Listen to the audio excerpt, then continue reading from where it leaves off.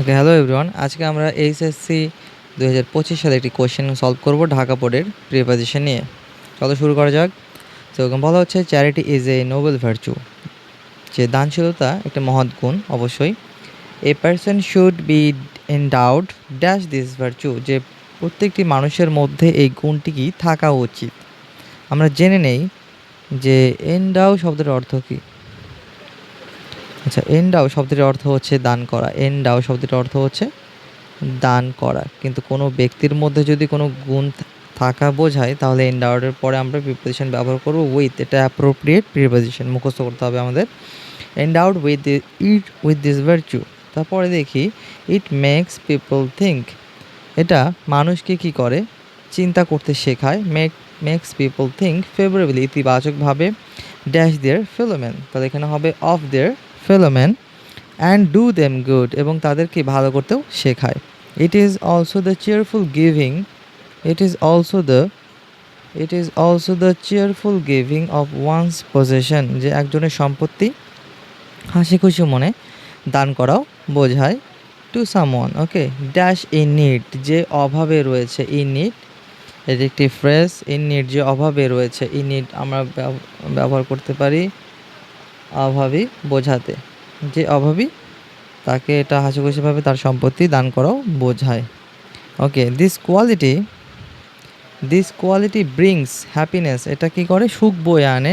Dash আর্থ, পৃথিবীতে, তাহলে আমরা ব্যবহার করব on earth.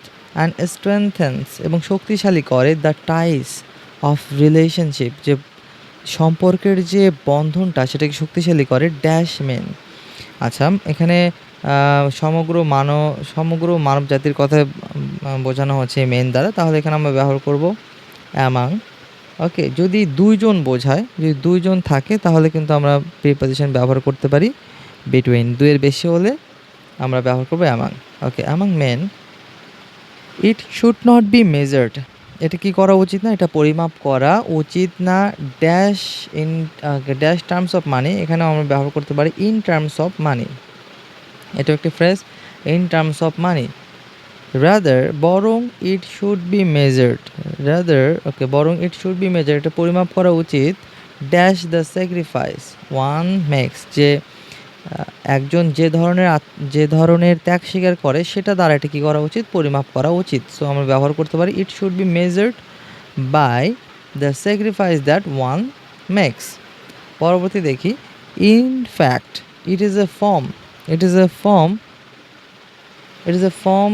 Dash sacrifice, self sacrifice, তাহলে কী হতে পারে, it is a form of self sacrifice, এটা আত্মত্যাগের একটি রূপ বা গঠন বা দৃষ্টান্ত। Dash which our society cannot progress, কি, যেটা এখানে একটা প্রিপোজিশন বসবে, সেটা অর্থ কি দেখি, যে which our society cannot progress, যে যেটা ছাড়া আমাদের সমাজ সামনে এগোতে পারে না, তাহলে এখানে ব্যবহার হতে পারে without which our society cannot progress. So everybody should practise this habit dash childhood, যে শৈশবকাল থেকেই আমাদের কি করা উচিত, এই অভ্যাসটি গড়ে তোলা উচিত, অনুশীলন করা উচিত। তাহলে এখানে হবে from. Okay, thanks for watching.